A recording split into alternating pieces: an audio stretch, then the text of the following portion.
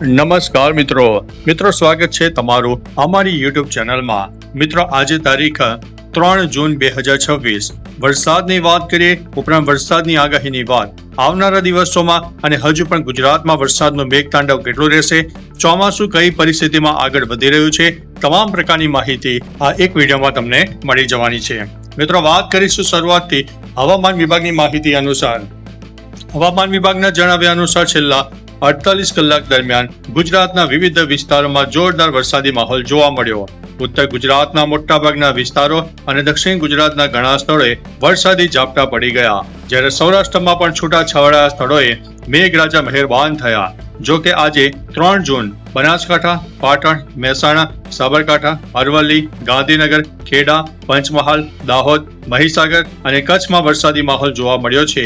આ દરમિયાન રાજ્યમાં સૌથી વધુ તાપમાન ભુજમાં 41 ડિગ્રીની આસપાસ નોંધાઈ જવા પામ્યું છે। ત્યારે મિત્રો આગળ વાત કરીશું કે રાજ્ય પર સર્જાયેલા 2 સાયક્લોનિક સર્ક્યુલેશન અને વેસ્ટર્ન ડિસ્ટર્બન્સના કારણે છેલ્લા 2 દિવસથી વાતાવરણમાં પલટો જોવા મળશે। અનેક જિલ્લામાં ભારે પવન સાથે વરસાદ ખાબકતા ગરમીમાં 3 થી 4 ડિગ્રીનો ઘટાડો નોંધાયો છે। હવામાન વિભાગ દ્વારા આજે પણ ગાજવીજ અને ભારે પવન સાથે વરસાદની આગાહી વ્યક્ત કરવામાં આવી છે।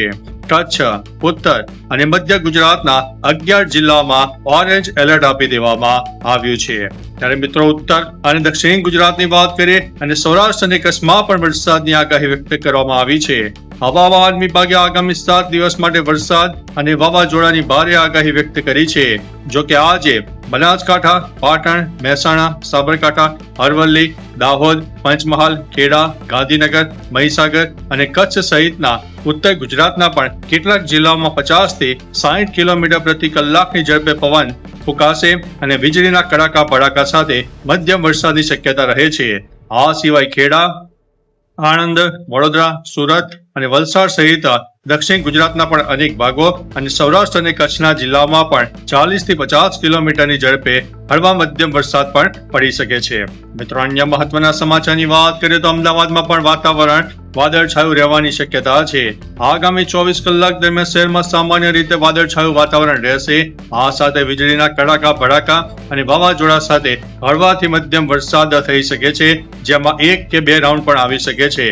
ગઈકાલે અમદાવાદનું મહત્તમ તાપમાન 37 ડિગ્રીની આસપાસ નોંધાઈ ગયું, જે સામાન્ય કરતા 4.3 ડિગ્રી ઓછું જોવા મળ્યું। આગામી દિવસોમાં તાપમાનમાં હજુ પણ 2 થી 4 ડિગ્રી સુધીનો ઘટાડો થવાની સંભાવના રહે છે, જેનાથી નાગરિકોને ગરમીથી મોટી રાહત મળવાની છે।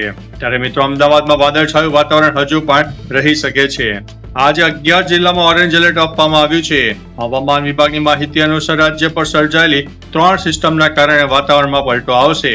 આજે 11 જિલ્લામાં ઓરેન્જ એલર્ટ સાથે વરસાદની આગાહી કરવામાં આવી છે। પવનની ગતિ પણ એવરેજ 50 થી 60 કિલોમીટર પ્રતિ કલાકની ઝડપે ફૂંકાવાની શક્યતા છે। એટલે મિત્રો તમારે કોઈ પણ ચીજ વસ્તુ હોય તેને સુરક્ષિત જગ્યાએ લઈ લેજો અને એક મોટી નુકસાનીથી આપણે એડવાન્સમાં બચી શકીએ। ત્યારે મિત્રો વાત કરીશું વરસાદી વાતાવરણને કારણે ગરમીમાં મોટાભાગના વિસ્તારોમાં રાહત મળી ગઈ છે। રાજ્યમાં પ્રી મોન્સૂન એક્ટિવિટીની શરૂઆત થઈ છે। વાતાવરણમાં પલટો જોવા મળ્યો, જેના કારણે મોટાભાગના જિલ્લાઓમાં ગરમીથી 3 થી 4 ડિગ્રીનો ઘટાડો નોંધાયો છે। આગામી 1-2 દિવસમાં હજુ પણ ઘટાડો થાય તેવી શક્યતા દેખાઈ રહી છે। અનેક શહેરોના મહત્તમ તાપમાનમાં સામાન્ય કરતા મોટો ઘટાડો થતા લોકોને રાહતનો અહેસાસ થયો છે। ત્યારે વાત કરીશું મિત્રો ચોમાસાની હાલની પરિસ્થિતિ। હવામાન વિભાગની માહિતી અનુસાર આવતીકાલે 4 જૂન 2026 કેરળમાં ચોમાસાની સત્તાવાર એન્ટ્રી થવાની પૂરેપૂરી શક્યતા દેખાઈ રહી છે। કેરળમાં ચોમાસાનો પ્રવેશ થયા બાદ ધીમે ધીમે આગળ વધશે। ગુજરાતમાં સામાન્ય રીતે 15 જૂનની આસપાસ ચોમાસું બેસી જતું હોય છે, પરંતુ એક આગાહીકારોના અનુમાન મુજબ 22 જૂન બાદ ગુજરાતમાં ચોમાસું એન્ટ્રી કરે તેવી શક્યતા દેખાઈ રહી છે।